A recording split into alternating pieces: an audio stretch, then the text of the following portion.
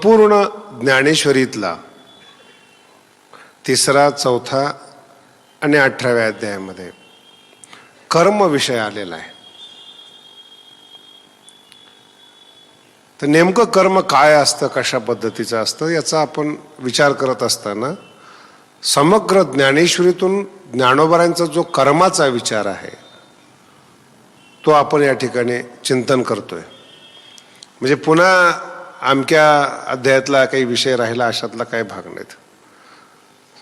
3ऱ्या अध्यायामध्ये पूर्ण कर्म आहेत, 4थ्या अध्यायामध्ये निष्काम कर्म आहेत आणि 5व्या अध्यायामध्ये सुद्धा कर्मसन्यास, कर्मफलत्यागाचं असं 3 अध्याय आणि 18व्या अध्यायामध्ये थोडंफार कर्माचं विश्लेषण आलेलं आहे.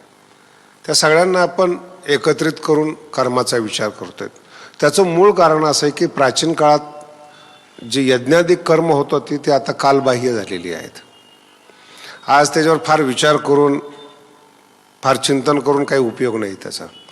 कारण की आता घरातला अग्नी पेटवण्याची पंचायत, यज्ञाग्नी कुठं पेटवणार आहे आणि कुणाकडे एवढा वेळ आलेला आहे की माणूस यज्ञ करत बसेल. आणि आता या काळामध्ये एवढा परिवर्तित काळ झालेला आहे, हिंदू माणसं हिंदू संस्कृतीवर जेवढी टीका करतात ना तेवढी बाहेरची करत नाहीत. महाराज लोक जेवढं संप्रदायाच्या विरोधी तेवढे संप्रदायाच्या बाहेरचे लोक विरोधी नाहीत महाराज, अशी परिस्थिती निर्माण झालेली आहे. आणि हेच खरं कलियुगाचं महात्म्य आहे.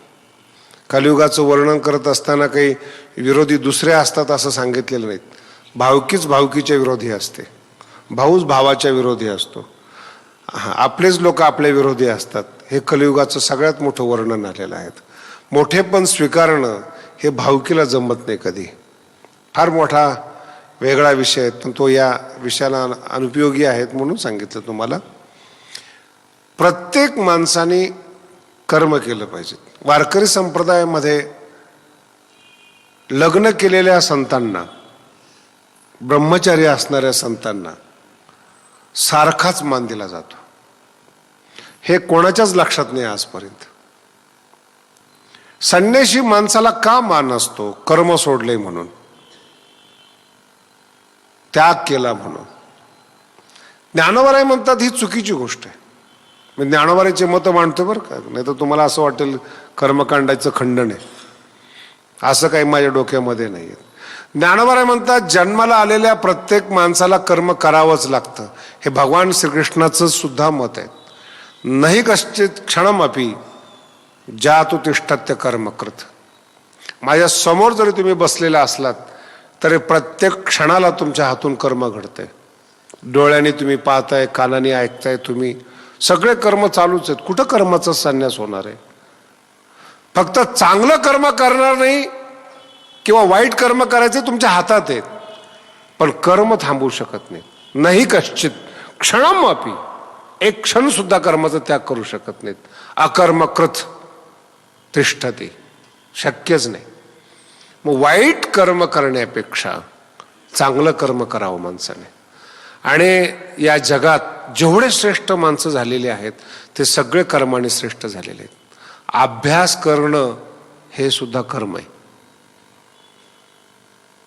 ब्रह्मचारी धर्म घोकावी अक्षरे, तुकोबाराय म्हणतात. वारकरी झालं म्हणून काही सगळं सोडून द्यायचं, पंचामृताचं जेवण करायचं ना अंगावर पांघरून घ्यायचं म्हणजे वारकरी नाही आहेत. 18व्या अध्यायामध्ये साधकाचं वर्णन आलेलं आहे. विषयाचे घर इंद्रिये सांडिता थोर, युगांत होय ती वीर विराग सहाते.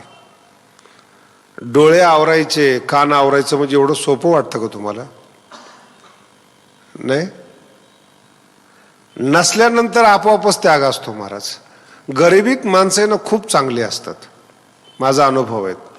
पैसा आलाय की म्हणतात वेळ नाही. गरिबीमध्ये स्वप्न पाहतात, आम्ही येऊ करेंगे तेव्हा करेंगे.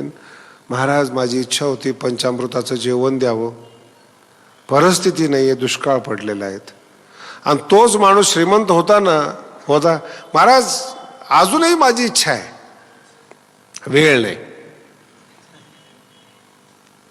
कर्म लक्षात ठेवा. काय आपल्या वाट्याला आलेलं कर्म चोखपणे करणं हे ज्ञानोबांच्या मतानुसार जीवन जगणे. नीट ऐका, तुम्ही जर वारकरी आहात कशाचीच इच्छा करू नका. तुमचं कर्म नित्य पार पडा. तुमच्या घरात भगवंत आल्याशिवाय राहत नाहीत. ही ज्ञानेश्वरी.